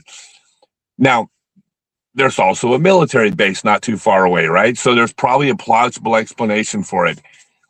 But I do think that you can see things that kind of maybe she saw something that isn't publicly available that exists. It doesn't mean it's people from another planet. It just means there was something that was mysterious that was never accounted for. No one ever came forward and said, the military didn't come out and say, "Oh, sorry about that. We were testing this." No one's ever claimed to take responsibility for it. So weird shit happens. Oh, but the explanation for it isn't automatically paranormal. But it doesn't mean something really big and weird didn't happen. I believe that something weird happened. I mean, it was in the newspapers. A bunch of people saw this thing. So somebody saw something that they couldn't explain. Our government had a snafu this morning at 6:30 Texas time. They shut down the El Paso airspace immediately and told them they were going to shoot anything down out of the sky. And then the White House didn't know about it. Homeland didn't know about it. Department of Transportation didn't know about it. The only people who knew about it was the Department of War, and they called and said, "We're going to blow anything up if it's below this altitude." And it turned out it was a balloon. And to be fair, it shot it out of the sky with a laser. So cool. There's something that was in the news about there were cartel drones being sent up, or at least maybe that's the same story, and that's what they reported, because El Paso is next to Juarez. It's probably the same story that I saw too. So I thought they said cartel. Look, there's we just were in Roswell 2 months ago. I love Roswell. I love the fact that that town has made an entire living off what we pretty confidently know was a balloon. But the fact that they've able to, I'm more interested in the fact that they've turned this into an industry. They have flying saucer restaurants, and we stayed at the UFO hotel. Remember, right? It was called it's called the UFO Hotel, and we stayed at the hotel because it was the least expensive hotel that didn't have 1 star. There's a town like that in Alberta called Vulcan, and it's very Star Trek themed. Is it? See that's great. There's a town called, what's the town in Missouri called? Uranus, Missouri, right? Which is that they've made all the fun of that. So speaking of weird towns, you want the coolest, weirdest town ever? Have you ever heard of a town called the one in Texas? Marfa, Texas. Marfa? So in the world of paranormal, whatever, they have something called the Marfa Lights. Okay, so this is a town. It's in West Texas. It's next to Big Bend National Park. It is the most strange, bizarre town either one of us have ever been to. Okay, that's not exactly true. Like Las Vegas and Branson, Missouri are both stranger, but it's strange in its own little way because it's the tiniest. It's just this little itty bitty town that has all this paranormal activity that people go out to go see. They want to see the Marfa Lights. There's a Prada store in the middle of the desert. It's an entire store. You've seen the Prada store, right? Yeah, that's Marfa, Texas. Yeah, it's just a fake Prada store built in the middle of the desert for no reason other than the fact that it's Marfa, Texas. We went and stayed in a bomb shelter. There's a gas station it's a bookstore, and it's everything about the town's unique. But you want to hear the weirdest thing about the town? It's one of the most fascinating evenings. I can share the story, right? About the museum. Leave something. I mean, just let people go and find out for themselves. Well, I'm kind of conferring. Should I tell them how it ends? Don't spoil it. Don't spoil it. Yeah, you shouldn't spoil it. Okay, well, people didn't experience it. Okay, well, I won't. Okay, I'm not going to spoil it. Yeah, you're right. I wanted them to experience it. You got to go see this thing. So you know how that you might have a museum that's has two different things because there's not enough of one thing for the museum, so they have multiple things in the museum or multiple categories of things because they're just kind of sharing space because it's a small town. So we're in town and it's the Model Shipbuilding and Holocaust Museum. Okay. Yeah, so it's a museum for the Holocaust and for model ships, like the little ones you'd build, little plastic model ships and Holocaust. And so we look on Google and it says they're open till 10 p.m., which doesn't make any sense because it's a little tiny town. Everything closes at 6, but this is open till 10 p.m. We're going to go check it out. So you drive out to the country and you get to this house. And it's just a house out in the country, except there's a little neon sign at the front door that says open at this person's house. So you park, you walk through, there's a giant 12-foot tall rooster in the front yard. I don't know why. And you knock on the door and a person, this older man opens the door. It's 9 o'clock at night. And we're like, we're here to see the museum. He says, I would love to show you my museum. Come on in. And then he walks around to the side door. Well, first he has to get dressed. He's wearing boxers and a t-shirt. And so he walks us around and he takes us into the museum and he gives us the tour of the museum. And here's what we find. So before and during World War II, a lot of the Jews were trying to escape Europe at this time, especially after World War II started, obviously. But even before then, there was writing on the wall. People were trying to get out, and they left by boat. And a lot of these boats, some of them were sunk by German U-2s, whatever. Some of them made it to an entire other country, and the country says, we don't want them here, and sent them back. And the people that were on the boat that sent back, a lot of them eventually died during the Holocaust. Well, but all of these boats have stories, and some of them also made it all the way to America, other places where all the people on the boat lived and established lives for themselves. But all of these boats have stories. Entire books have been written about these boats. And this guy became fascinated with this whole story and started building model ship models of these boats that they were using to get the Jews out of Europe during World War II. And they were absolute works of art. So here's this museum a model shipbuilding and Holocaust museum where you would see a copy of the book that he read with an artist painting of one of the boats on the cover. And then right below it is this 4-foot long model boat that this guy built, identical to the photo of this boat in this book. And all of a sudden you're like, oh my God, this makes sense. So you start talking to this person, and among other things, you come to find out he's not even Jewish. He's just some guy in Texas who became fascinated with the story and made building model boat representations of boats trying to save Jewish people in World War II his life's work. And that's only half of the story, and I'm going to leave the rest out because the paranormal stuff comes next. We'll leave it at that. Okay. No, that's fair. That's fair. I don't want to spoil it for anybody because God forbid someone go to Marfa, Texas and had the experience ruined for them. So yeah. Now I'll be telling Mrs. Sportcat where we got to go. So as soon as if I can stay on the air after you stop recording, I'll spoil it for you guys and tell you what happened. I don't want to spoil it for the audience though. Okay, that's fair. Well, I don't want to keep you all night. So let me, I want you to make sure to tell everybody where they can find you, what you got coming up next. Yeah, so I'm doing, so best thing you can do, so StokelyDiscs.com is where you can buy Stokely discs, where you can get Stokely discs in your store. Those are the golf discs that I manufacture. That's the core of my business that I'm focusing on right now. You can go to scottstokely.net to figure out where I'm teaching. You can find my autobiography, the discs I manufacture, the classes I teach, everything, my special needs, everything is from scottstokely.net.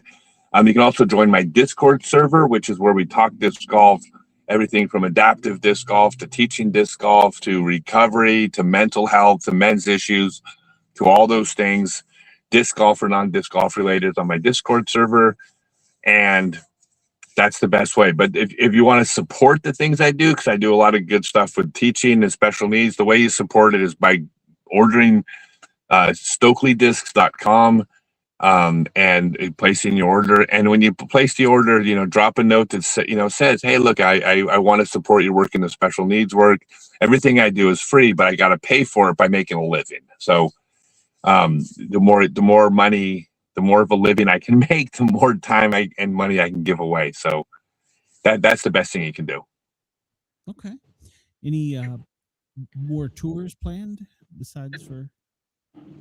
So I'm going to be following the Disc Golf Pro Tour this year, but I'm not going to be competing. Instead, I'm going to be following around Dallas Garber, one of my sponsor players, along with 2 other players I'm about to announce. And I'll be announcing them. And I'll be telling all their stories. I'm aging out of this, so I'm still I'm not half bad, but I can't compete with the young kids anymore. So what I'm doing is I am instead telling the story of other players and letting people follow their journey next. So I'm just trying to keep telling stories, but it's my story. People need to be taking over the story, so it's going to be their story now. Do you have an events page on your website that people can see where you're going to be? Absolutely. If you just go to scottstokely.net, you can click on the instructional section, and then I have my online class. I teach an online class also. I do so much, but then I got all my in-person classes there too. My clinics, which are 2-hour classes, my fairway field trips, which are half-day classes, my full-day seminars, which are full-day classes, and everything's on there. All right.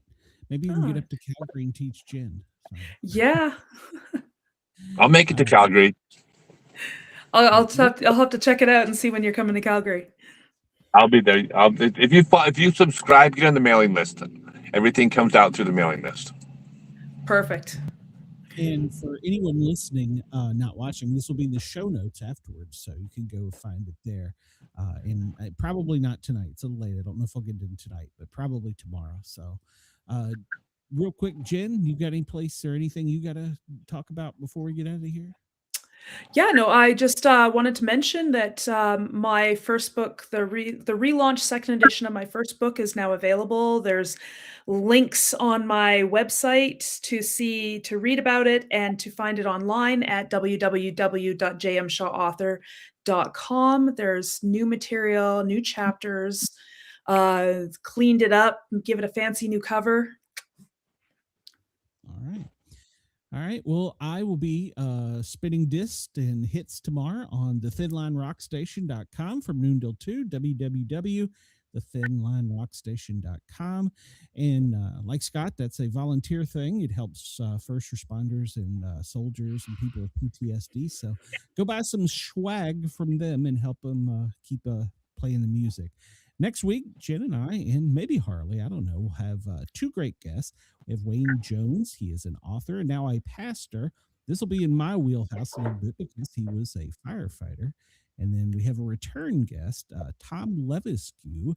He has his second book coming out, so we'll have him talking about Pirates Alley. So everybody will be looking forward to that. In Australia, thank you for tuning in and allowing us to tickle your ears. We do appreciate it. We will catch you guys and gals later. Scott, do you have anything else before I hit the button for the music? No, we're good, man. Thanks, you guys. Had a blast. Thank you. All right. And we're going to invite you back. So you're all right. Sounds good. So, all right. Everybody have a great night. We will talk to you soon. Thank y'all.